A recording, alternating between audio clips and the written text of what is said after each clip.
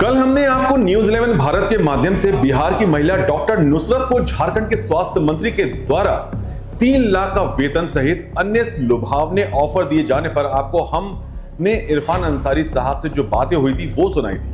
और अब इस पर झारखंड की सियासत और गर्मा गई है। क्या कुछ हो रहा है, क्या कुछ हलचल है, तमाम बातें बताएंगे। नमस्कार, मेरा नाम फैजान खान और आप मुझे देख रहे हैं न्यूज 11 के डिजिटल पेज पर। झारखंड सरकार के पूर्व मंत्री और बीजेपी के पूर्व विधायक भानु प्रताप शाही ने कहा है कि किस नियोजन नीति के तहत बिहार की महिला डॉक्टर को झारखंड में नौकरी देने का वादा कर रहे हैं आप। मुस्लिम तुष्टीकरण में झारखंड के स्वास्थ्य मंत्री इतने डूब गए हैं कि केवल उन्हें मुस्लिम ही दिखता है। क्या कहा है भानु प्रताप शाही ने, जरा पहले वो सुनिए। काजी इरफान जी, नुसरत का नौकरी बिहार से बुला करके झारखंड में देने का घोषणा का क्या मतलब है? आप मंत्री हैं तो चमड़ा का सिक्का चलाइएगा कि नियम कानून कायदा से चलिएगा? कौन सा नियोजन नीति के तहत उसको बिहार से बुला करके झारखंड में आप नौकरी देने का घोषणा कर रहे हैं? इसलिए कि मुस्लिम है? झारखंड के जो बेरोजगार हैं, झारखंड के जो यहाँ के बेटा बेटी हैं, उनका क्या होगा? उनको क्यों नहीं ऐसे सीधी नौकरी आप दे रहे हैं?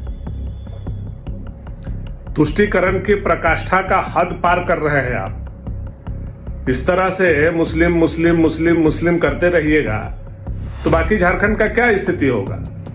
झारखंड कोई एक जाति से और एक समुदाय से नहीं बना है। झारखंड झारखंडियों के लिए बना है। आप हद में रहिए, अपना निर्णय को वापस लीजिए, उलझुल बोलना बंद कीजिए, नहीं तो जितना झारखंड के बेटा बेटी है ना, एक दिन दौड़ा करके बांग्लादेश भेज देगा आपको। तो सुना आपने, लेकिन ठीक इसके उलट जेडीयू विधायक सरयू राय ने भी अपनी राय दी है। क्या कहा है उन्होंने, अब उसको भी सुनिए। दे सकते हैं किसी को, इनका औकात में नहीं है। अधिक देंगे, किसी डॉक्टर को बहाल करें 30,000 रुपया तक दे सकते हो। मगर इस मामले में बात का बतंगड़ बनाया जा रहा है। प्याला में तूफान की तरह से कोशिश हो रही है इसको राजनीतिक स्वरूप देने का। और मुझे लगता है कि जिसके साथ ये घटना हुई है वो महिला भी इस बात को समझ गई है। उन्होंने ड्यूटी ज्वाइन कर लिया है, जा रही हैं और बताया है कि सारे मामलों को बढ़ा चढ़ा कर कहा जा रहा है। तो किसी भी घटना को राजनीतिक रूप से प्रक्षेपित करना एक अलग विषय है।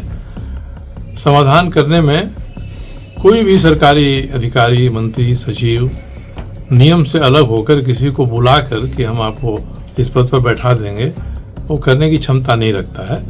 जो इस तरह की बात कर रहे हैं वो तथ्य के आधार पर बात नहीं कर रहे हैं। तो सुना आपने, अब आपकी क्या राय है कमेंट सेक्शन में जरूर बताएं।